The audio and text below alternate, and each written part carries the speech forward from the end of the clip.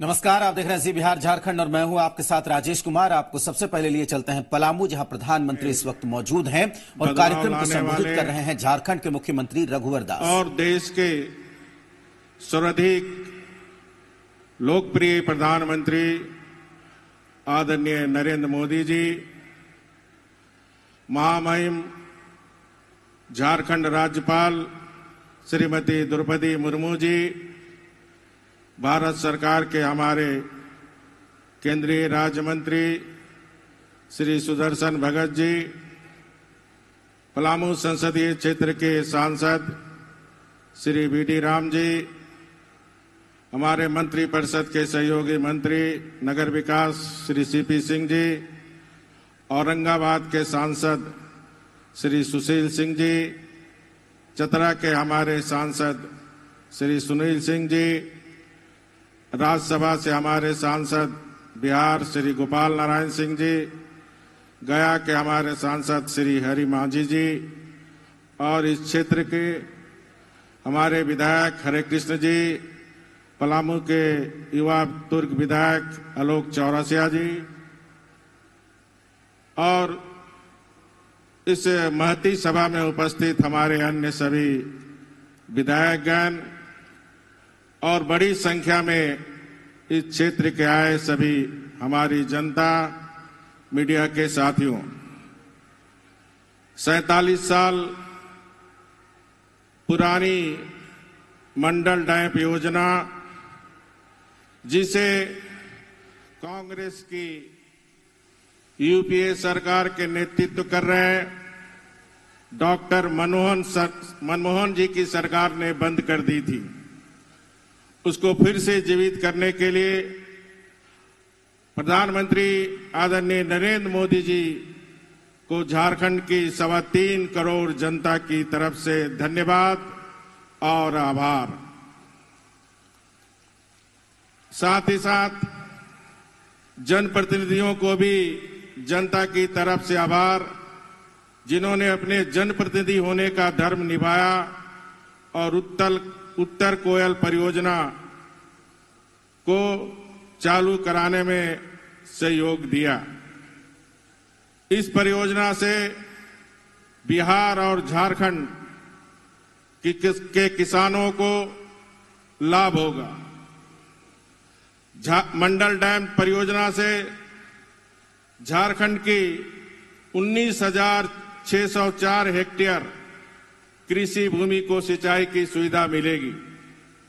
साथ ही आज माननीय प्रधानमंत्री जी के हाथों सोन कन्हर पाइप लाइन गढ़वा जिले में पाइपलाइन से विभिन्न जलाशयों से पेयजल एवं सिंचाई जल प्रबंधन कराने हेतु 1169 करोड़ की राशि का भी शिलान्यास हो रहा। इसके साथ साथ चतरा जिला और लातेहार, इसके साथ साथ चतरा जिला, पश्चिम सिंहभूम, अन्य जिलों में भी जलाशय की योजना का भी शिलान्यास हो रहा है। पलामू, गढ़वा, लातेहार का क्षेत्र हमेशा सूखे के चपेट में रहता है। यहाँ के किसानों को हमेशा प्राकृतिक के भरोसे रहना पड़ता था। सुखाड़ के कारण इस क्षेत्र से काफी पलायन होता रहा। अपना खेत होने के बावजूद भी यहाँ के किसानों को दूसरे शहर या दूसरे प्रदेश में रोजी रोटी के लिए जाना पड़ता था। माननीय प्रधानमंत्री जी के प्रयास के बाद अब पलायन के अभिशाप से यहाँ के लोगों को छुटकारा मिल जाएगा। अब इस डैम के निर्माण कार्य शुरू होने से किसानों को नई आस जगी है। यहाँ के पानी से किसान सिंचाई कर पाएंगे, 2-3 फसल तक फसल उगा पाएंगे। मुझे यहाँ की समस्याओं की भी जानकारी है। गढ़वा की कन्हर और पलामू के तहले सिंचाई परियोजना को जमीन पर उतारने का काम भी हमारी सरकार आने वाले समय में करेगी। इस दिशा में काम शुरू हो गया है। आपको यह भी जानना जरूरी है कि 2014 में झारखंड में सिर्फ 91,323 हेक्टेयर कृषि भूमि में सिंचाई की सुविधा उपलब्ध थी, जबकि 2018 में 2,10,073 हेक्टेयर भूमि सिंचाई की सुविधा उपलब्ध है। यानी 4 वर्षों में माननीय प्रधानमंत्री जी के नेतृत्व में 100% से ज्यादा बढ़ोतरी हुई। सोचिए, आजादी के 67 वर्ष में 91,000 और सिर्फ 4 वर्ष में 1,11,000 हेक्टेयर कृषि भूमि में सिंचाई सुविधा उपलब्ध कराई गई। पूर्व प्रधानमंत्री स्वर्गीय लाल बहादुर शास्त्री जी ने जय जवान जय किसान का नारा दिया था, लेकिन कांग्रेस और यूपीए के शासनकाल में जवान और किसान बदहाल थे, दोनों की स्थिति खराब रही। लेकिन अब माननीय प्रधानमंत्री जी के नेतृत्व में आज जवानों और किसानों के जीवन में बदलाव आ रहा है। आज झारखंड में डबल इंजन वाली सरकार है, जिसका इंजन दिल्ली में मोदी जी के हाथों, दूसरा इंजन झारखंड में है। और इसलिए बीते 4 साल में हर क्षेत्र में विकास हो रहे हैं। गांव, गरीब, किसान, झारखंड के हर घर में हमारी सरकार बिजली पहुंचा दी है। अब किसानों के लिए 6 घंटे अलग फीडर, अप्रैल महीने तक पूरे झारखंड में खेती योग्य जमीन पर अलग फीडर लगाकर किसानों को 6 घंटा बिजली निर्विवाद रूप से हमारी सरकार देगी।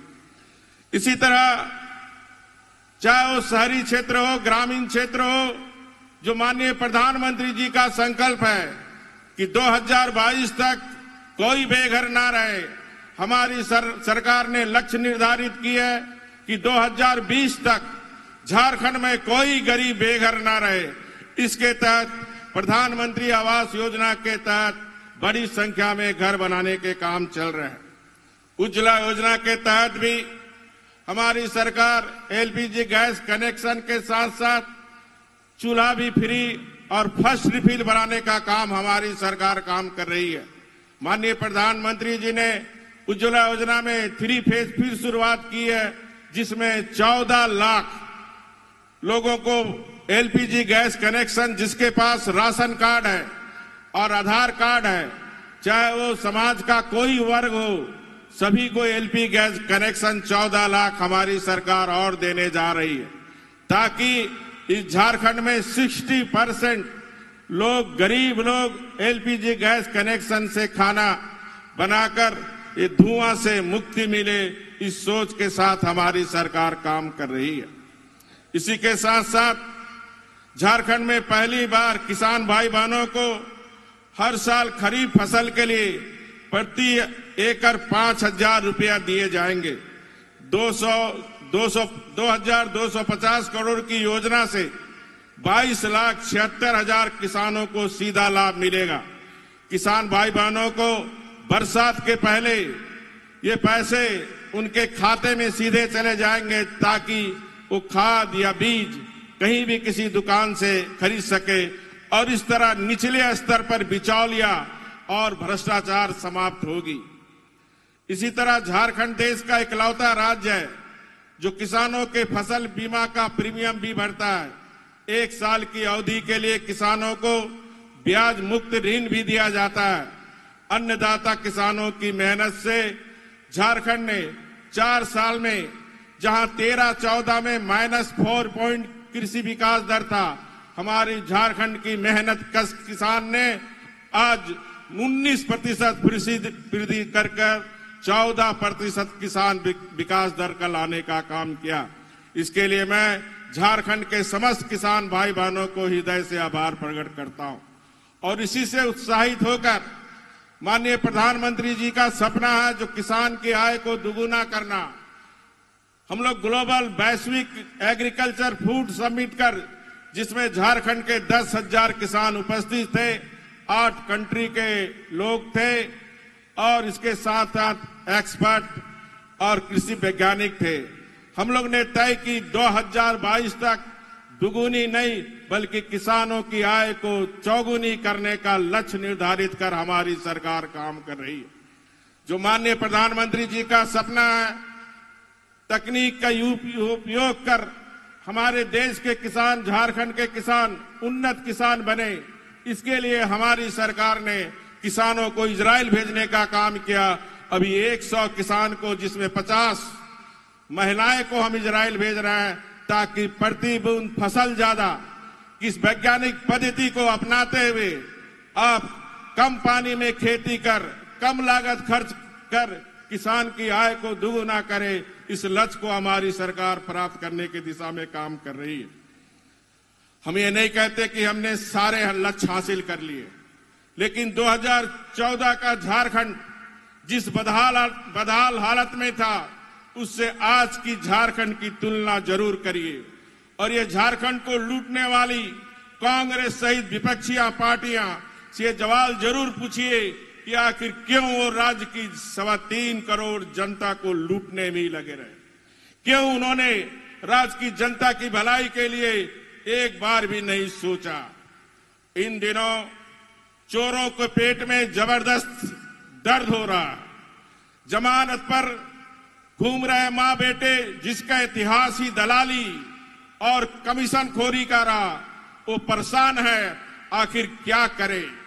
उनका एक ही लक्ष्य है, मोदी जी को कैसे हटाए। आपको पता है ना, मोदी जी रहेगा तो कांग्रेस के उन भ्रष्टाचारियों को कमीशन कैसे मिलेगा। उनकी दलाली बंद हो गई और इसलिए कांग्रेस सहित सारे विपक्षी दल एक ही है, मोदी हटाओ।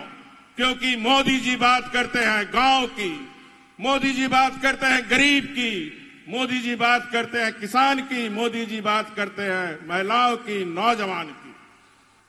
कांग्रेस या विपक्षी पार्टी सोचते हैं अगर एक गरीब जग जाए तो इस 67 साल से गरीब को नाम पर जो वोट बैंक की राजनीति करती रही, उनकी दुकान बंद हो जाएगी।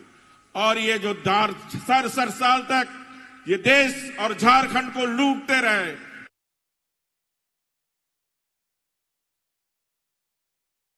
एक होकर एक देश का ईमानदार प्रधानमंत्री, जिसका अपना कुछ नहीं, उन पर आज आरोप लगाने का काम कर रहे हैं।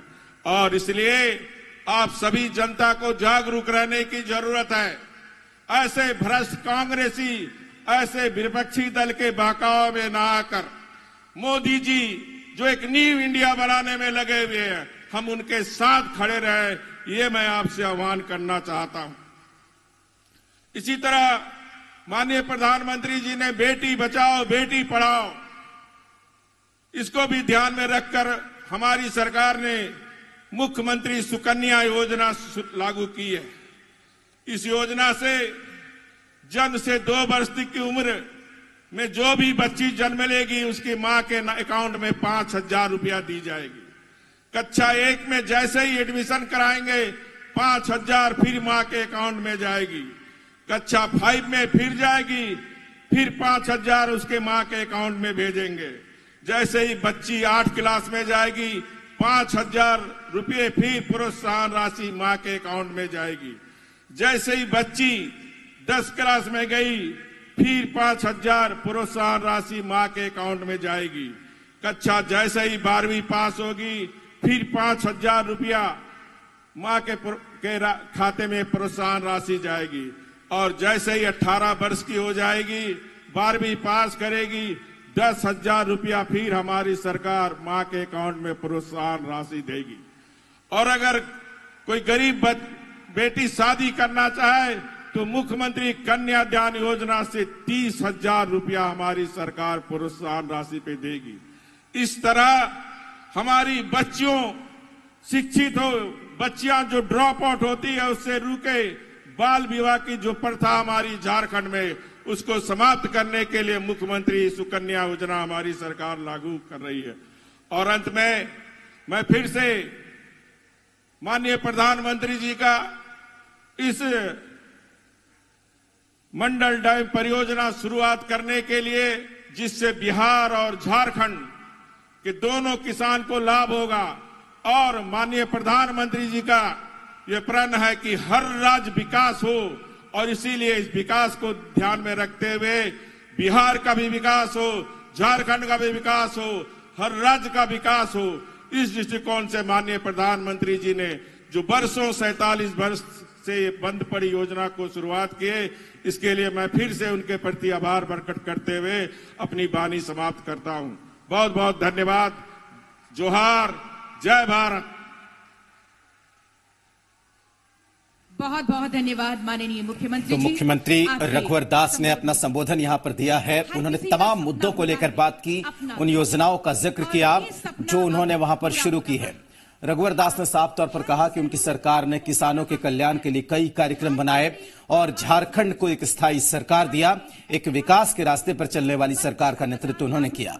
इसके साथ ही उन्होंने केंद्र में प्रधानमंत्री मोदी के किए गए कामों को भी गिनाया और साथ ही कांग्रेस पर यहां पर करारा हमला किया है। तो आप तस्वीरें इस वक्त देख सकते हैं कि मौजूद हैं सभा में प्रधानमंत्री मोदी और मुख्यमंत्री रघुवर दास। इन तस्वीरों को देख सकते हैं पलामू से कार्यक्रम की ये सीधी तस्वीरें। और इस वक्त आज के इस ऐतिहासिक मौके पर जब हर जरूरतमंद को घर मिल रहा है 25,000 लाभुकों के बीच, और इस समय सांकेतिक रूप से 5 लाभुकों को माननीय प्रधानमंत्री जी घर की चाबी प्रदान कर रहे हैं।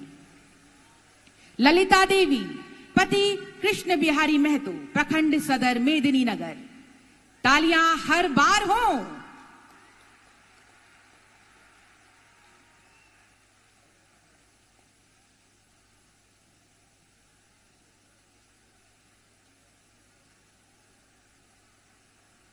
ललिता देवी, पति राजेंद्र राम, प्रखंड सदर मेदिनीनगर। तालियां फिर से एक बार जरूर हो। ये उत्साह, ये जोश, ये विश्वास हमारा बना रहे हमेशा।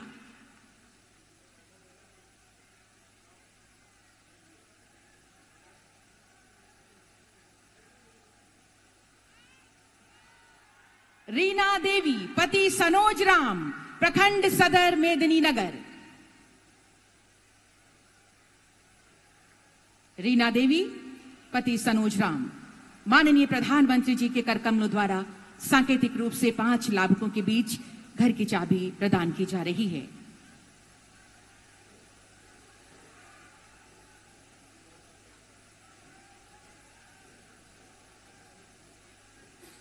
देवंती देवी, पति स्वर्गीय श्याम बिहारी सिंह, प्रखंड सदर मेदिनीनगर। ये 5वें लाभुक देवंती देवी जी को इस समय घर की चाबी प्रदान कर रहे हैं माननीय प्रधानमंत्री जी।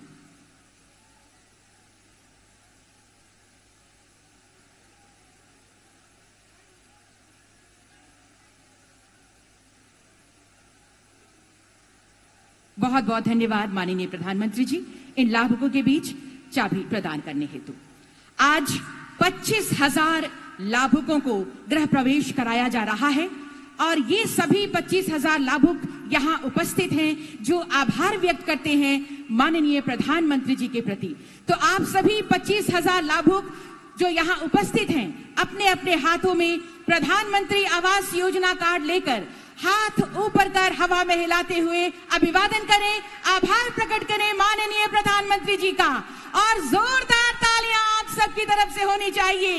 ये खुशियों का इजहार इन 25,000 लाभुकों की तरफ से, ये आभार, ये धन्यवाद की भावनाएं अपनी ओर से संप्रेषित कर रहे हैं माननीय प्रधानमंत्री जी तक। बहुत बहुत धन्यवाद आपके आभार प्रकट करने हेतु। और अब वो समय आ गया है, वो अभूतपूर्व लम्हा हमारे पास जिसका हम सभी बेसब्री से इंतजार कर रहे हैं। पूरा विश्व ये जान सके कि माननीय प्रधानमंत्री जी के मार्गदर्शन में हमारा झारखंड विकास की दिशा में कितना अग्रसर है। आज के दिन पलामू जिले में 2,391 करोड़ की लागत से बनने वाला उत्तर कोयल मंडल डैम परियोजना के अपूर्ण कार्य का शिलान्यास, 1,169 करोड़ की कन्हर सोन पाइपलाइन सिंचाई योजना एवं 121 करोड़ 42 लाख रुपए की लागत वाली पलामू जिले में बत्रे नदी, बाकी जलाशय, चतरा जिले में अंजनवा जलाशय और पश्चिमी सिंहभूम में ब्राह्मणी सिंचाई योजना के जीर्णोद्धार, पुनरुद्धार और मुख्य नहर के लाइनिंग कार्य का शिलान्यास किया जाना है। मैं माननीय प्रधानमंत्री जी से सादर अनुरोध करती हूं, इन योजनाओं के शिलान्यास हेतु मंच के बाईं ओर लगी शिलान्यास पट्टिका का अनावरण करें। माननीय प्रधानमंत्री जी, सहयोग हेतु सादर निवेदन माननीय राज्यपाल महोदया से एवं माननीय मुख्यमंत्री जी से। शिलान्यास इस समय पट्टिका के अनावरण के साथ धागे को खींचकर माननीय प्रधानमंत्री जी के द्वारा इन योजनाओं का शिलान्यास, जोरदार तालियां होनी चाहिए आप सबकी तरफ से।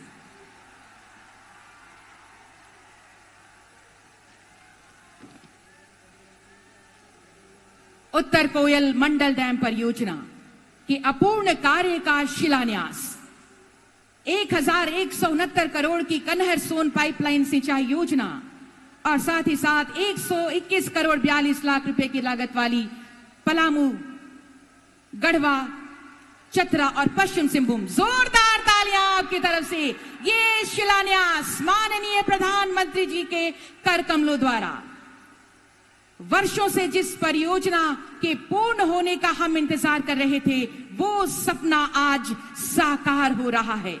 मंडल डैम के निर्माण से यहां के किसानों को सीधा सीधा लाभ मिलेगा। इस योजना से झारखंड की 19,604 हेक्टेयर कृषि भूमि को सिंचाई की सुविधा मिलेगी।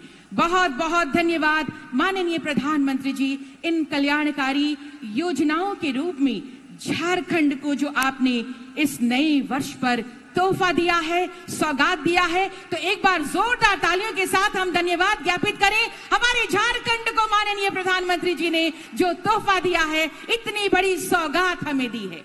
और अब आइए नजर डालते हैं इन योजनाओं से संबंधित 2 ऑडियो विजुअल्स पर।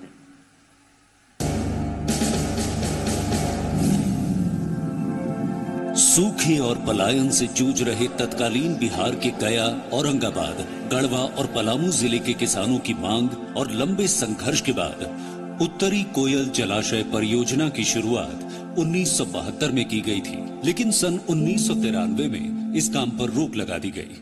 किसान का स्वभाव है, अगर उसको पानी मिल जाए तो वो मिट्टी में से सोना पैदा कर सकता है। प्रधानमंत्री नरेंद्र मोदी के दृष्टिकोण को साकार करने के लिए झारखंड के मुख्यमंत्री रघुवर दास और बिहार के मुख्यमंत्री नीतीश कुमार ने मिलकर इस रुकी हुई परियोजना को पूरा करने का नवीन संकल्प लिया और भारत सरकार ने सितंबर 2017 में 1,622 करोड़ रुपए की अनुमानित लागत से इस प्रोजेक्ट को पूरा करने की स्वीकृति दे दी। प्रधानमंत्री नरेंद्र मोदी के नेतृत्व तथा नितिन गडकरी मंत्री जल संसाधन, नदी विकास और गंगा संरक्षण मंत्रालय के अथक प्रयास से 25 वर्षों से अधूरी पड़ी इस योजना को जल्द पूरा करने के लिए झारखंड सरकार और बिहार सरकार ने भारत सरकार के उपक्रम वैपकॉस लिमिटेड के साथ 26 सितंबर 2017 को एक सहमति एवं करार पत्र पर हस्ताक्षर कर दिए और पर्यावरण, वन एवं जलवायु परिवर्तन मंत्रालय ने भी इस परियोजना को शुरू करने की अनुमति दे दी। नॉर्थ कोयल परियोजना के मुख्य घटक है झारखंड के लातेहार जिले में 68 मीटर ऊंचा और 343 मीटर लंबा कंक्रीट डैम, झारखंड के गढ़वा जिले के अंतर्गत मोहम्मदगंज में 819 मीटर लंबा बैराज और मोहम्मदगंज बैराज से दाईं और बाईं ओर 2 मुख्य नहरें। मोदी सरकार ने इस परियोजना के शेष कार्यों को मार्च 2020 तक पूरा करने का लक्ष्य रखा है। इस प्रोजेक्ट के पूरा होने पर झारखंड के पलामू और गढ़वा, बिहार के औरंगाबाद तथा गया जिलों की 1,11,521 हेक्टेयर कृषि भूमि की सिंचाई हो सकेगी। साथ ही पेयजल एवं औद्योगिक विकास के लिए जल की आपूर्ति सुनिश्चित होगी। इस परियोजना के पूरा होने पर बिहार और झारखंड के लाखों किसानों के जीवन का समुचित विकास होगा और प्रधानमंत्री का सपना साकार होगा। आज प्रधानमंत्री नरेंद्र मोदी उत्तर कोयल परियोजना के अपूर्ण कार्यों का शिलान्यास कर रहे हैं।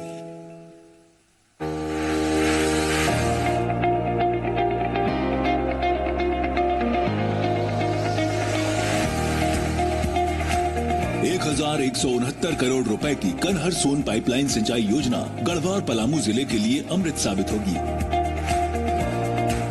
इस परियोजना में गढ़वा जिले की सोन नदी से भवनाथपुर ब्लॉक के दारीडीह तथा कनहर नदी से रंका ब्लॉक के भुनरी और भंडरिया ब्लॉक से उर्गा तक 3 अलग अलग पाइपलाइन से जल ले जाया जाएगा। खास बात यह है कि इस योजना के लिए भूमि अधिग्रहण की बिल्कुल जरूरत नहीं पड़ेगी और पाइपलाइन बिछाने के बाद जमीन पर खेती की जा सकेगी। इस परियोजना में पाइपलाइन के जरिए पानी लिफ्ट कर गढ़वा और पलामू जिले के सूखाग्रस्त जलाशयों को भी भरा जा सकेगा। योजना पूरी होने के पश्चात गढ़वा और पलामू जिले में सिंचाई और पेयजल की समस्या खत्म हो जाएगी। अब बात सिंचाई योजनाओं के पुनरुद्धार और नहर के लाइनिंग कार्यों की। 121 करोड़ 42 लाख रुपए की लागत से पलामू जिले में बतरे नदी, गढ़वा जिले में बाई बाकी जलाशय, चतरा जिले में अंजनवा जलाशय और पश्चिम सिंहभूम में ब्राह्मणी सिंचाई योजना का जीर्णोद्धार, पुनरुद्धार और मुख्य नहर की लाइनिंग का कार्य किया जाएगा। इन योजनाओं से पलामू में 1008 हेक्टेयर खरीफ तथा 112 हेक्टेयर रबी भूमि को, गढ़वा में 1200 हेक्टेयर कृषि भूमि को, चतरा में 1560 हेक्टेयर खरीफ तथा 400 हेक्टेयर रबी कृषि भूमि को और पश्चिम सिंहभूम में 1350 हेक्टेयर कृषि भूमि को सिंचाई के लिए पानी उपलब्ध होगा। वर्षों से विकास की बाट जो रहे, सिंचाई और पेयजल की समस्या से जूझ रहे इन इलाकों में अब विकास की गंगा बहेगी। प्रधानमंत्री जी का कोटि कोटि धन्यवाद। तो बहेगी इन इलाकों में विकास की गंगा और अब वो घड़ी आ गई है जिसके लिए हम आप सभी, हम सबके प्रिय हमारे अपने माननीय प्रधानमंत्री जी को सुनने के लिए विनम्र आग्रह माननीय प्रधानमंत्री जी से अपनी ओजस्वी वाणी में आशीर्वाद स्वरूप शब्दों द्वारा हमारा मार्गदर्शन करें। तालियों के साथ स्वागत करें माननीय प्रधानमंत्री श्री नरेंद्र मोदी जी।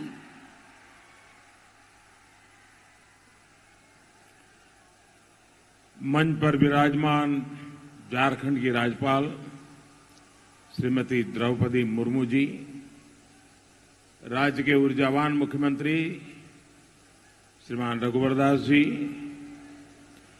मंत्रिपरिषद के मेरे सहयोगी श्रीमान सुदर्शन भगत जी, बिहार और झारखंड से आए हुए संसद के मेरे साथीगण, झारखंड मंत्रिमंडल के माननीय सदस्य विधायकगण और इतनी विशाल संख्या में पधारे हुए मेरे प्यारे भाइयों और बहनों, और मैं देख रहा हूं मेरे सामने जो दिखता है, अब पता नहीं चल रहा है कि सच्ची सभा वहां है कि यहां है। शायद इससे 3 गुना लोग वहां है और जो बाहर धूप में खड़े हैं, मुझे पता नहीं उनको सुनाई देता होगा कि नहीं देता होगा। इतनी बड़ी तादाद में, इतने उमंग और उत्साह के साथ आप सब हम लोगों को आशीर्वाद देने के लिए आए। मैं आपका सर झुका करके अभिनंदन करता हूं, आपको नमन करता हूं। झारखंड की विकास यात्रा के साक्षी आप सब इस विकास यात्रा के भागीदार हैं।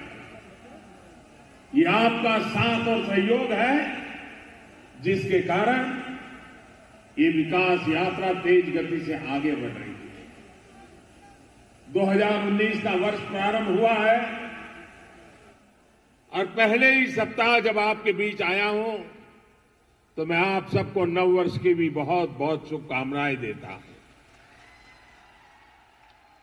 वीर प्रसूता धरती पलामू, जहां अंग्रेजों को नाकों चने चबाने वाले स्वातंत्र सेनानी नीलांबर पीतांबर की गौरव गाथा का जीवन का हिस्सा है। इस धरती के हर सपूत, हर वीर, हर बेटी को हम सब नमन करते हैं। मैं प्रधानमंत्री आवास योजना के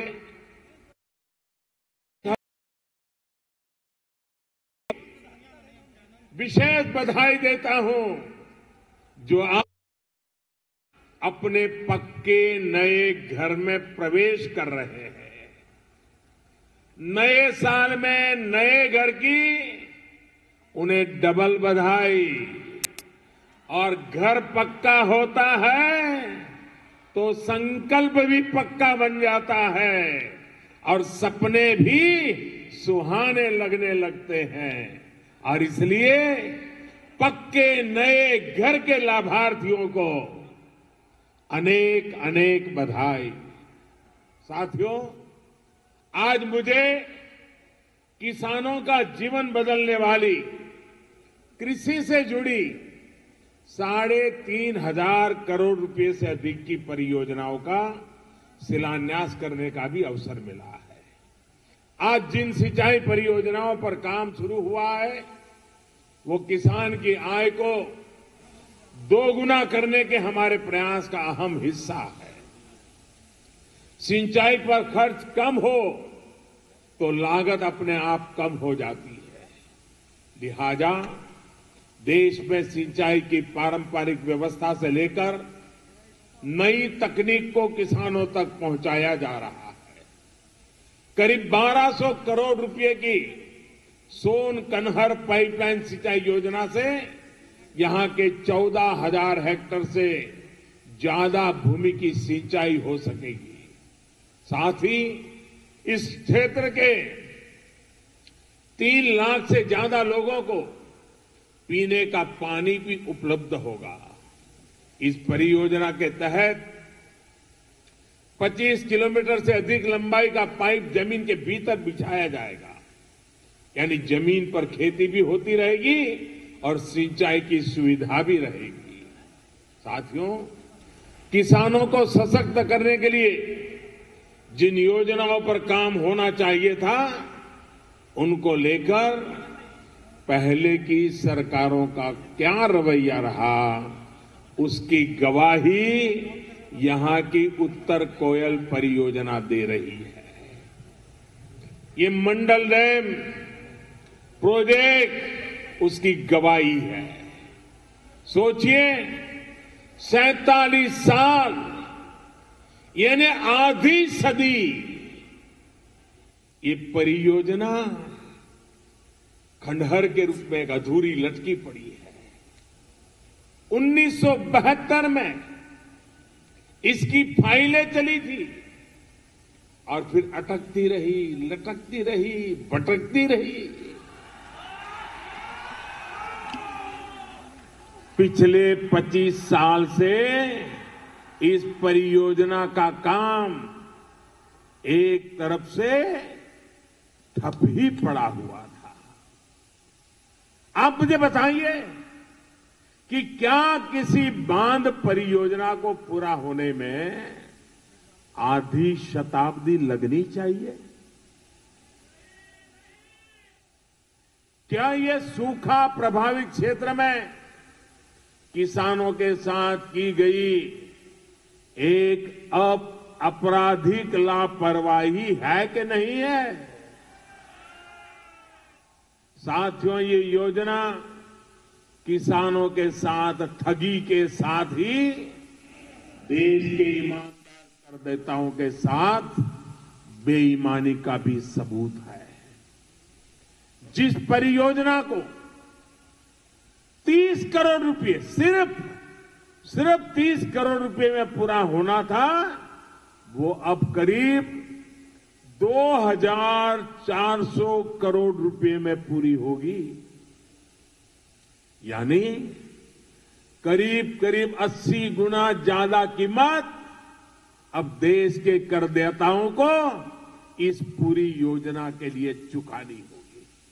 आप मुझे बताइए, जिन्होंने ऐसा किया है वो समाज के गुनहगार है कि नहीं है? वो किसानों के गुनहगार है कि नहीं है? वे आपके गुनहगार है कि नहीं है? वो बिहार के गुनहगार है कि नहीं है? वो झारखंड के गुनहगार है कि नहीं है? ऐसे गुनहगारों को सजा मिलनी चाहिए कि नहीं मिलनी चाहिए? ऐसे गुनहगारों के खिलाफ मोदी को लड़ना चाहिए कि नहीं लड़ना चाहिए? एक चौकीदार ने काम करना चाहिए कि नहीं करना चाहिए? आजादी के बाद इतने सालों तक देश कैसे चला, ये परियोजना, उसका हाल, किसानों का बेहाल, ये जीती जागती एक केस स्टडी करने जैसा काम है। ये परियोजना इस बात की भी गवाह है, चला है। ये परियोजना, उसका हाल, किसानों का बेहाल, ये जीती जागती एक केस स्टडी करने जैसा काम है। ये परियोजना इस बात की भी गवाह है कि कैसे पहले झारखंड और बिहार के लोगों के साथ नाइंसाफी की गई। भाइयों और बहनों, ये किसान को सिर्फ वोट बैंक समझने और किसान को अन्नदाता समझने वाले एक तरफ वो लोग हैं जिनके लिए किसान वोट बैंक है, एक तरफ हम लोग हैं जिनके लिए हमारा किसान अन्नदाता है। ये फर्क है। जो पहले थे उन्होंने किसान को वोट बैंक समझा, और आज हम हैं जो आपको अन्नदाता मानकर आपकी खेती में आने वाली हर मुश्किलें दूर करने का ईमानदारी से प्रयास कर रहे हैं। साथियों, आज कुछ लोग इस अवसर को इस रूप में देखेंगे कि आज इतने सालों से लटका हुआ एक काम आगे बढ़ रहा है। ये बात इतनी छोटी नहीं है।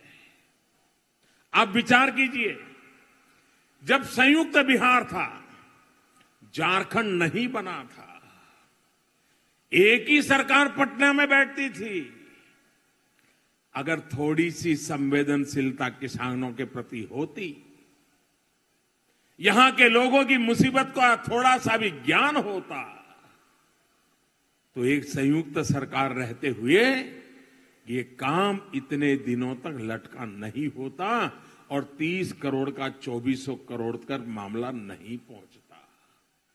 दूसरी बात, आज हिंदुस्तान में पानी को लेकर के अड़ोस पड़ोस के राज्यों के बीच ऐसी लड़ाई चल रही है, सुप्रीम कोर्ट में मामले पड़े हुए हैं, पानी बह रहा है, समंदर में जा रहा है, लेकिन अपने राजनीतिक कारणों से लड़ाइयां लड़ी जा रही है। आज की यह घटना विशेष रूप से देश को नोटिस करनी होगी। मैं बिहार के मुख्यमंत्री मेरे मित्र नीतीश कुमार जी को बधाई देता हूं। मैं झारखंड के मेरे साथी मुख्यमंत्री रघुवर दास जी को बधाई देता हूं कि दोनों सरकारों ने मिलकर के दोनों राज्यों से जुड़ा हुआ इस प्रोजेक्ट को उन्होंने संपन्न करने की दिशा में समझदारी पूर्वक कदम उठाए। मैं बिहार से आए हुए हमारे सांसदों का अभिनंदन करता हूं। मैं झारखंड के मेरे सांसदों का अभिनंदन करता हूं। दोनों राज्यों ने, सांसदों ने मिलकर के जब भी मेरे पास आए, झारखंड और बिहार के दोनों दिशा के साथ में आए, और ये समस्या इस राज्य की उस राज्य की नहीं, हमारे देश के किसानों की है, उनको लाभ मिलना चाहिए मिलजुल करके। और मैं इन सभी एमपीज को बधाई देता हूं। इस एक मुद्दे को लेकर के वो कभी चैन से बैठे नहीं है, चैन से सोए नहीं है, आपके लिए ये दिन रात दौड़ते रहे हैं और मुझे भी दौड़ाते रहे। और इसलिए मैं इन सांसदों का आज विशेष रूप से अभिनंदन करता हूं। और इसलिए आज ये डैम बन रहा है, उसके साथ साथ भारत के फेडरलिज्म को एक नई ताकत देने का काम बिहार और झारखंड दोनों सरकारों ने मिलकर के किया है। ये मेरे लिए विशेष गर्व की बात है, आनंद की बात है। और देश के अन्य राज्यों के लिए भी इसमें से बहुत कुछ सीखने का है। और इसलिए मैं विशेष रूप से सांसदों को, दोनों सरकारों को, दोनों मुख्यमंत्रियों को हृदयपूर्वक बहुत बहुत बधाई देता हूं। साथियों, आज कुछ लोग देश के किसानों को कर्ज माफी के नाम पर बहला रहे हैं, किसानों से झूठ बोल रहे हैं। मुझे पता है कि उन्होंने कभी उत्तर कोयल परियोजना का नाम तक नहीं सुना होगा। उनको तो ये भी पता नहीं चलेगा ये कोयल पंखी का नाम है कि डैम का नाम है कि नदी का नाम है, कुछ पता नहीं होगा। जब उनकी सरकार केंद्र में थी तो ऐसे लोगों ने कभी परवाह ही नहीं की कि देश में जो सिंचाई परियोजनाएं बरसों से अटकी हैं, अधूरी हैं, उन्हें पूरा किया जाए। आप मुझे बताइए, ये करीब करीब आधी शताब्दी से लटका हुआ प्रोजेक्ट इस समय पर पूरा हुआ होता तो इस क्षेत्र का किसान कभी कर्जदार बना होता क्या? बना होता क्या? उसको कर्ज लेना पड़ता क्या? वो कर्ज में डूबता क्या? उसको पहले आपने कर्ज करने के लिए मजबूर कर दिया, उसका जीना बिना कर्ज असंभव कर दिया, और अब राजनीति करने के लिए निकल पड़े हैं। अच्छा होता अगर किसानों के थोड़ी सी भी संवेदना होती, ऐसे सारे काम पूरे कर दिए होते तो मेरा किसान कभी कर्ज के बोझ में डूबा नहीं होता। अरे वो तो दुनिया को कर्ज देने की ताकत वाला बन गया होता। भाई और बहनों, जब हमारी सरकार आई तो किसान के खेत में पानी पहुंचाने का बीड़ा हमने उठाया। जब पुरानी अधूरी सिंचाई परियोजनाओं के कागज निकलवाए तो ऐसे ऐसे कारनामों का पता चला कि मेरी तो आंखें खुल गई, खुली खुली रह गई जी। एक प्रकार से आंखें फट गई, ऐसा काम करके गए।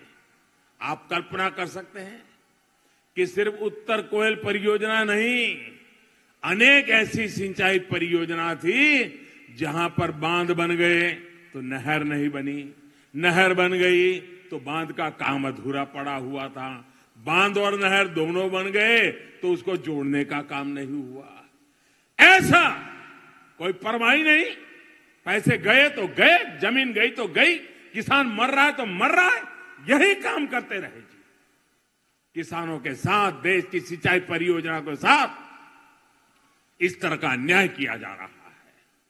मैंने देश भर की ऐसी बड़ी परियोजनाओं की लिस्ट बनवाई, बजट में पैसों का इंतजाम किया और फिर शुरू की प्रधानमंत्री सिंचाई परियोजना। आज इस परियोजना की वजह से देश की उन 99 बड़ी परियोजनाओं को पूरा किया जा रहा है जो 30-30, 40-40 साल से अटकी पड़ी थी, फाइलें भी खो गई थी। साथियों, आप जानते हैं हम इस पर कितनी राशि खर्च कर रहे हैं? मैं आपको बताता हूं, करीब करीब 90,000 करोड़ रुपया, यानी एक प्रकार से 1 लाख करोड़ रुपया। ये है हमारा काम करने का तरीका। भाइयों और बहनों, अगर मुझे राजनीति करनी होती, अगर मुझे किसानों को वोट बैंक का हिस्सा ही बना के रखना होता तो मेरे लिए तो बहुत सरल था। ये 1 लाख करोड़ रुपए की इतनी सारी योजनाओं के पीछे मेहनत करने की क्या जरूरत थी? दिन रात पूछताछ करने की क्या जरूरत थी? बाबुओं को दौड़ाने की क्या जरूरत थी? सीधा साधा 1 लाख करोड़ रुपया किसानों को कर्ज माफी कर करके बस बांट देता। लेकिन मैंने किसानों को गुमराह करने वाला रास्ता नहीं चुना, पाप नहीं किया। कर्ज माफी तो एक पीढ़ी की हो जाती, एक साल की हो जाती, लेकिन 1 लाख करोड़ से जो पानी आएगा वो आने वाली सदियों तक लोगों का भला करेगा। किसान की 5-5, 25-25 पीढ़ी का भला करेगा। वो कभी कर्जदार न बने, ये ताकत उसको मिलने का काम हमने किया। हमने वो वोट बैंक की राजनीति नहीं की, हमने मेरे किसान को मजबूत करने का काम किया है। और इसलिए भाइयों बहनों, ये चुनाव जीतने के खेल जो चल रहे हैं, उसी खेल का परिणाम है कि उन्होंने किसान को कर्जदार बना के रखा है। उन्होंने नौजवान को याचक बना के रखा हुआ है। उन्होंने माता बहनों को असुरक्षित बना करके रखा हुआ है। उन्होंने सारी चीजें लोग सरकार के भरोसे जिए, ऐसी व्यवस्था बना करके रखी है। उस व्यवस्था को बदलने के लिए मैं कोशिश कर रहा हूं। देश सरकार से नहीं, देश देशवासियों से चलना चाहिए। देश हम लोगों से नहीं, आपके लिए होना चाहिए। आपकी ताकत के भरोसे चलना चाहिए। इस इरादे से हम काम कर रहे हैं। भाइयों बहनों, सरकार के निरंतर प्रयास का वजह से आज अनेक योजनाएं पूरी हो चुकी है। और मैं देख रहा हूं बहुत से प्रोजेक्ट आखिरी चरण में पहुंच गए हैं। और आखिरी चरण में है इसी बात को लेकर के, ये पहले की सरकारों जो किसानों को वोट बैंक समझने वाले हो, और हमारी सरकार किसानों को अन्नदाता समझती है, इसका सीधा सीधा फर्क है। आपको ये फर्क ये टीवी के एयर कंडीशन रूम में बैठे हुए लोगों से कभी पता नहीं चलेगा, अखबार की सुर्खियों में नहीं पता चलेगा। और इसलिए भाइयों बहनों, देश के उज्जवल भविष्य के लिए किसान को ताकतवर बनाना, इस राग पर चलना है।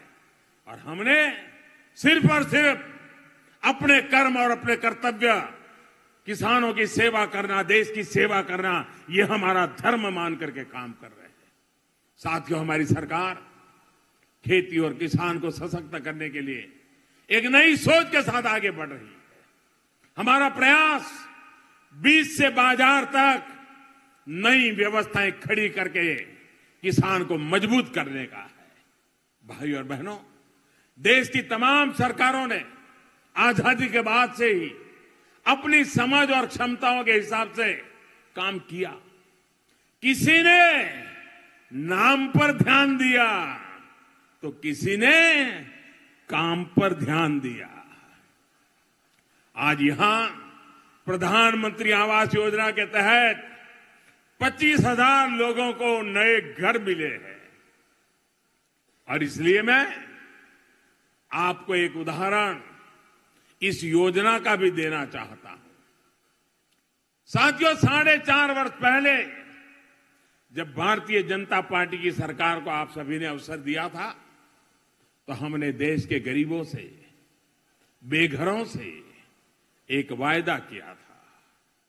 वायदा ये कि 2022 तक देश का गांव हो या शहर हो, हर देशवासी के सिर पर पक्की छत देने का प्रयास किया जाएगा। इस कोशिश में हमारी सरकार ने प्रधानमंत्री आवास योजना शुरू की। शहरों के लिए अलग, गांवों के लिए अलग। जब हमने इस योजना को शुरू किया तो फिर ये सवाल उठाया गया कि ऐसी योजना तो पहले भी थी, आप अलग क्या करेंगे, कैसे करेंगे? आप तो सिर्फ नाम बदल रहे हैं। शायद वो नाम बदलने से तिलमिलाए हुए हैं, लेकिन इस योजना में असली बदलाव क्या हुआ, कैसे हुआ, उसका प्रभाव क्या रहा, ये आज मैं आपके माध्यम से झारखंड की इस पवित्र धरती से देश के हर गरीब तक पहुंचाना चाहता हूं। भाई और बहनों, हमारे देश में गरीबों को घर देने के लिए योजना पहले भी चलती थी, लेकिन वो किसी परिवार के नाम से योजना चलती थी, उसमें घर की चिंता कम होती थी, परिवार का नाम बनाए रखने की चिंता होती थी। हमने आकर के बदलाव किया। हमने नरेंद्र मोदी आवास योजना नहीं बनाई, हमने नमो आवास योजना नहीं बनाई, हमने रघुवर दास आवास योजना नहीं बनाई। हमने सिंपल सी बात बता दी, ये प्रधानमंत्री आवास योजना होगी। जब भी जो प्रधानमंत्री आएगा वो उसको आगे बढ़ाएगा। नाम का झगड़ा नाम के लिए नहीं, काम होना चाहिए, ये कोशिश मैं जानना चाहता हूं। यहां किसी को याद नहीं होगा कि पहले जिस बड़े बड़े नेताओं के नाम पर योजनाएं चलती थी वो घर है कहां। कागज पे नजर आएंगे, धरती पर नजर नहीं आएंगे। ये रुपये कहां गए, कहां गए वो लोग, कहां गए वो घर, कहां गए वो पैसे। यही खेल चलता रहा भाइयों बहनों। पहले की योजना में क्या क्या होता था, जब तक उनके खासदारों को, उनके आसपास के चेले चपाटों को दक्षिणा नहीं देते, तब तक आपका नाम भी तय नहीं होता था। साथियों, देश में पहले जो आवास योजना थी उसमें किसे घर मिलेगा, कैसे मिलेगा, इसकी चयन प्रक्रिया में बहुत बड़े बड़े खेल हुआ करते थे, दलाली हुआ करती थी। मैं सार्वजनिक रूप से पूछ रहा हूं, ये जो मुझे सर्टिफिकेट दिखा रहे थे 25,000 लोगों को घर मिला, ऐसे लोग बैठे हैं। मैं आपसे पूछना चाहता हूं, क्या प्रधानमंत्री आवास योजना पाने के लिए आपको किसी को रिश्वत देनी पड़ी है? जोरों से बताइए, वो सर्टिफिकेट ऊपर करके बताइए, मुझे देनी पड़ी है? किसी को पैसे देने पड़े हैं? किसी ने आपसे पैसे मांगे हैं? मैं देश भर के लोगों को कहना चाहता हूं, दलालों को हमारे यहां कोई जगह नहीं है, बिचौलियों को कोई जगह नहीं है। और इसलिए गरीब के खाते में सीधे बैंक से पैसे जमा करा रहे हैं। नाम तय करने में भी हमने वैज्ञानिक तरीका अपनाया है। 2011 की जनगणना के आधार पर, और पहले तो बीपीएल लिस्ट, और वो भी बदलता रहता था। लोग शिकायतें करते रहते थे कि मेरा नाम नहीं है। पहले था, लेकिन अब कट गया है। वो कटता इसलिए था को बिचौलिए के जेब में कुछ डालता नहीं था। प्रधानमंत्री आवास योजना में हमने सबसे पहले इसी अव्यवस्था को सुधारा। अब गांवों में किसे घर मिलेगा, ये 2011 में जो जनगणना हुई थी उसके आधार पर ग्राम सभाओं द्वारा तय किया जाता है। इतना ही नहीं, अगर किसी वजह से किसी का नाम उस लिस्ट में नहीं है या किसी को कोई शिकायत है तो उसे भी अपील करने का पूरा मौका दिया जाता है। घर आवंटन में पारदर्शिता और ज्यादा बढ़ाने के लिए हमारी सरकार ने यह भी तय किया कि जिन जिन को घर दिया जाना है उनकी लिस्ट को ग्राम पंचायतों की दीवारों पर लगाया जाए। पूरे गांव को पता होना चाहिए कि ये लोग हकदार है और उनको घर मिलने वाला है। यानी हर स्तर पर हमारे प्रयास रहा कि गरीबों को घर मिले, जबकि पहले हर स्तर पर प्रयास होता था कि गरीबों का नाम कटे, लिस्ट से नाम निकले और दलालों की जेब भरती रहे। यही कारोबार होता रहता था। भाइयों और बहनों, पुरानी योजना से अलग एक और महत्वपूर्ण कार्य हमने किया। आज जिन्हें घर मिले हैं वो भी इसके गवाह हैं कि अब पहले लाभार्थी का ऑनलाइन रजिस्ट्रेशन होता है और फिर उसके बैंक खाते का सत्यापन किया जाता है। ये भी इसलिए किया जाता है ताकि लाभार्थी के खाते में सीधे पैसे ट्रांसफर करने में कोई दिक्कत न आए। भाइयों और बहनों, पहले की योजना में स्थिति ये रहती थी कि अलग अलग स्तर पर अलग अलग बैंक खाते होते थे, जहां से लाभार्थियों को पैसे रिलीज किए जाते थे। इस वजह से अक्सर उनका पैसा अटक जाता था। अब हमने राज्य स्तर पर सिर्फ एक खाता बना दिया है, जहां से सारे लाभार्थियों को पैसे ट्रांसफर किए जाते हैं। यानी घर पाने वालों की एक और दिक्कत को दूर करने का हमने प्रयास किया। अब आते हैं घर निर्माण की मॉनिटरिंग पर। पहले की योजना में किस तरह के घर बनते थे आपने भी देखा होगा। उनकी ऐसी बुरी हालत रहती थी कि लोग घर मिलने के बाद भी उसमें जाने के लिए तैयार नहीं होते थे। ये स्थिति इसलिए थी क्योंकि पहले की योजनाओं में मॉनिटरिंग की का कोई उचित तरीका ही नहीं था। प्रधानमंत्री आवास योजना के तहत बनने वाले घरों की क्वालिटी पर नजर रखने के लिए हमने नई व्यवस्था विकसित की। अब जो घर बनते हैं उनमें निर्माण के दौरान 3 अलग अलग स्तरों पर फोटो ली जाती है, उसकी जियो टैगिंग की जाती है, यानी किस तारीख को फोटो ली, कहां पर ली, ये सारी जानकारी सही तरीके से जमा की जाती है। इतना ही नहीं, सरकार ने जो व्यवस्था बनाई है उसमें ये भी इंतजाम किया है कि इन फोटो को कोई भी देख सकता है। भाई और बहनों, पहले जो घर मिलते थे उसमें सिर्फ खाली 4 दीवारें होती थी। अब जो घर मिल रहे हैं उसमें तमाम मूल सुविधाएं हैं जो एक परिवार के लिए जरूरी होती है। बिजली का कनेक्शन, रसोई गैस का कनेक्शन, शौचालय, ये सब सुविधाएं घर के साथ ही मिल रही है।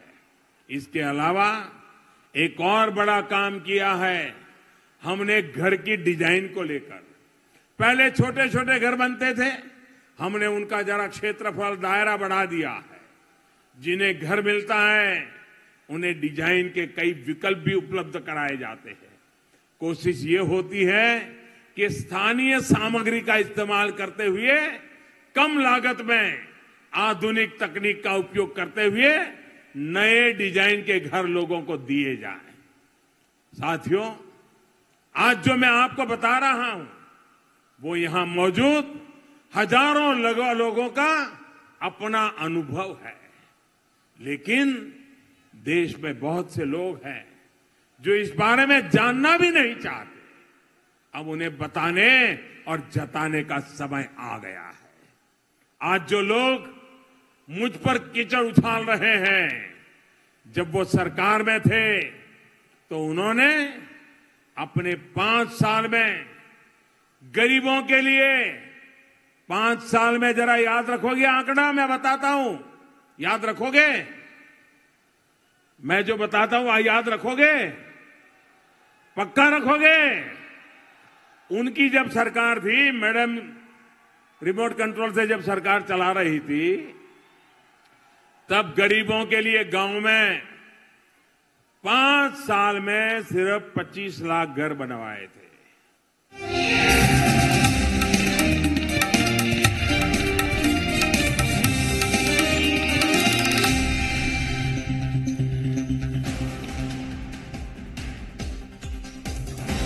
पलामू में पीएम मोदी ने दी बड़ी सौगात। मंडल डैम समेत 6 बड़ी सिंचाई परियोजनाओं का किया शिलान्यास। 25,000 लाभुकों को सौंपी घर की चाबी।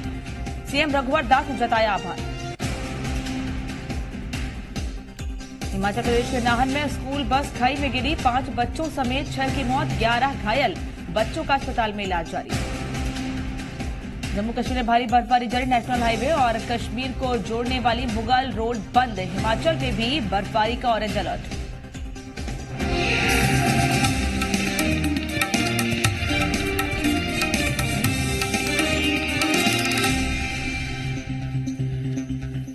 सरकार में जहां एक घर बनने में करीब करीब 18 महीने लगते थे।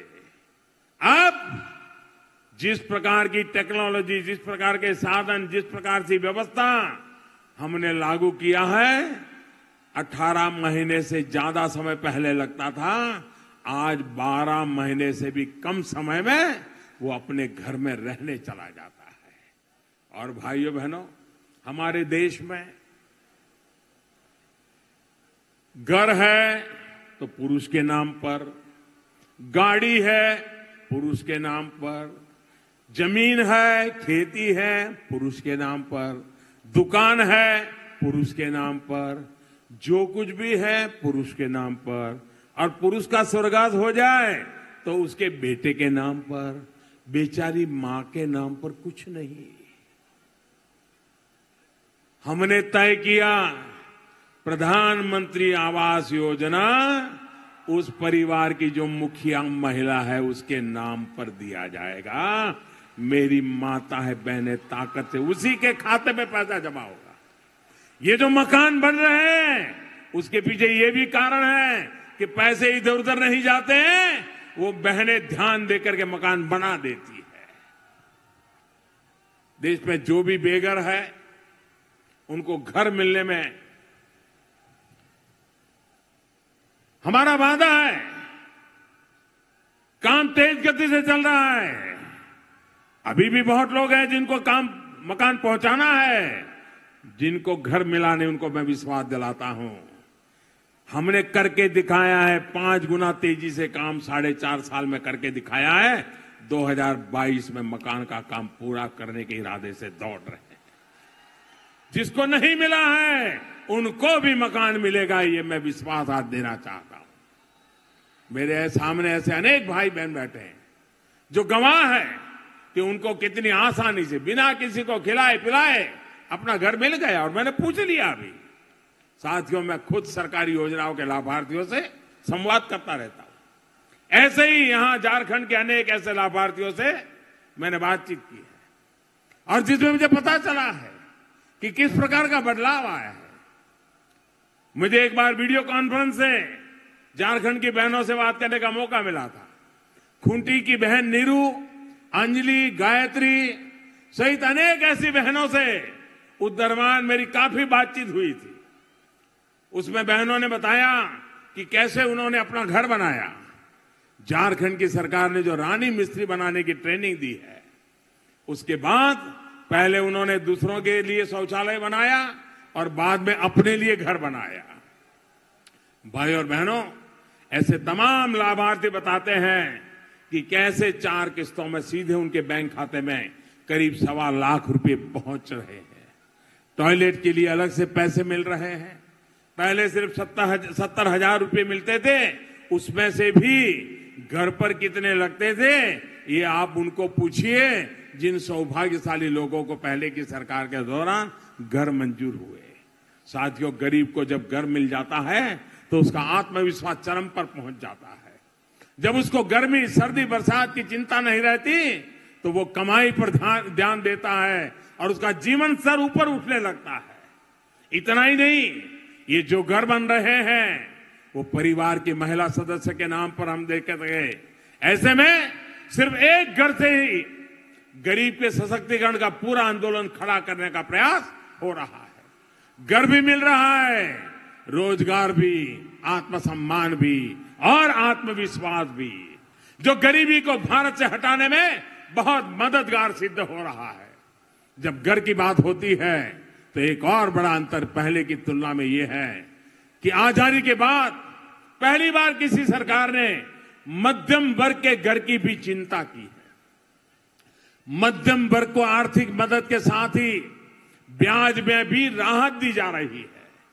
इस देश के हर नागरिक का अपने घर का सपना पूरा हो, इसी तरह पूरी ईमानदारी से हम प्रयास कर रहे हैं।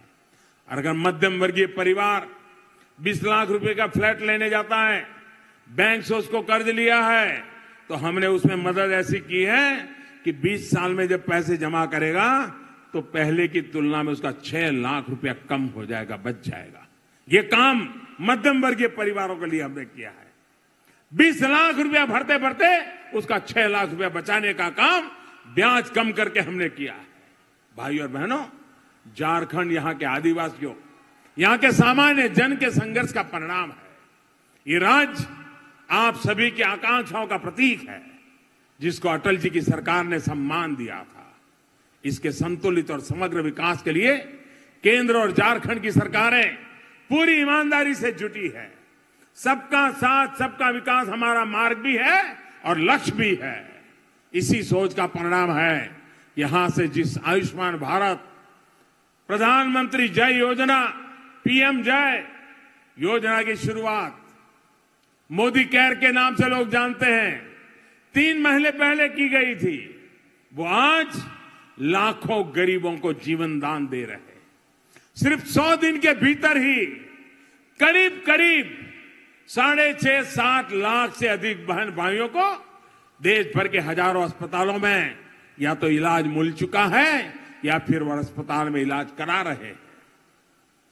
इसमें झारखंड के भी करीब 28,000 लाभार्थियों की मदद हुई है। साथियों, आज आयुष्मान योजना का इतना विस्तार हो चुका है कि हर रोज करीब करीब 10,000 लोगों को इसका लाभ मिल रहा है। यानी ये योजना हर रोज 10,000 लोगों के जीवन को बचाने, उनकी परेशानी को कम करने का प्रयास कर रही है। भाई और बहनों, विकास की पंचधारा यानी बच्चों की पढ़ाई, युवाओं को कमाई, किसान को सिंचाई, बुजुर्गों को दवाई और जन जन की सुनवाई, इसको न्यू इंडिया के संस्कार बनाने में हम जुटे हैं। आप सभी झारखंड वासियों का भरपूर आशीर्वाद हमारे साथ रहा है।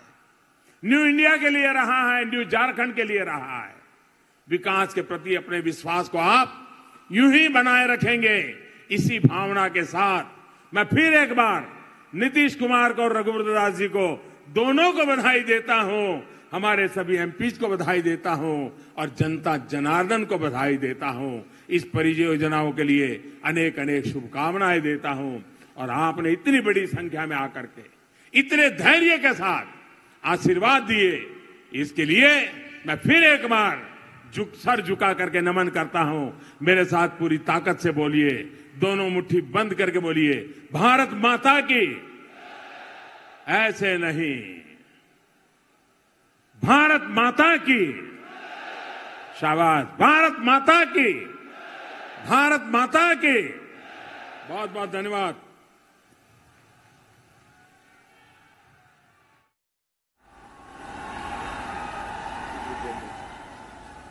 तो पलामू में प्रधानमंत्री मोदी ने आज 6 परियोजनाओं की आधारशिला रखी। आपको बता दें कि देश के प्रधानमंत्री ने इस दौरान इस बात का भी जिक्र किया कि लोगों को काफी लंबे समय से इन योजनाओं का इंतजार रहा हो, लेकिन उसके बाद भी लोगों का ये इंतजार 47 साल बाद भी खत्म नहीं हो सका था। लेकिन आज उनकी सरकार ने लोगों के इस इंतजार को खत्म किया और साथ ही साथ जिस तरीके से प्रधानमंत्री ने महिलाओं से, झारखंड की महिलाओं से, खूंटी की महिलाओं से वीडियो कॉन्फ्रेंसिंग के जरिए बात की, उस बात का जिक्र भी आज प्रधानमंत्री ने अपने संबोधन में किया। झारखंड के लोगों की भी तारीफ की और आज जो लाभ, जो सौगातें झारखंड के लोगों को मिली हैं, पलामू गढ़वा के लोगों को मिली हैं, उसके लिए लोगों को शुभकामनाएं देने के साथ साथ उनकी समस्याओं के दूर होने का जिक्र भी प्रधानमंत्री मोदी ने किया। पीएम ने कुल 6 योजनाओं का तोहफा दिया। उत्तर कोयल मंडल डैम योजना का शिलान्यास इनमें प्रमुख है। इसके अलावा भी कुल 5 अन्य योजनाओं का भी शिलान्यास आज प्रधानमंत्री मोदी ने किया है।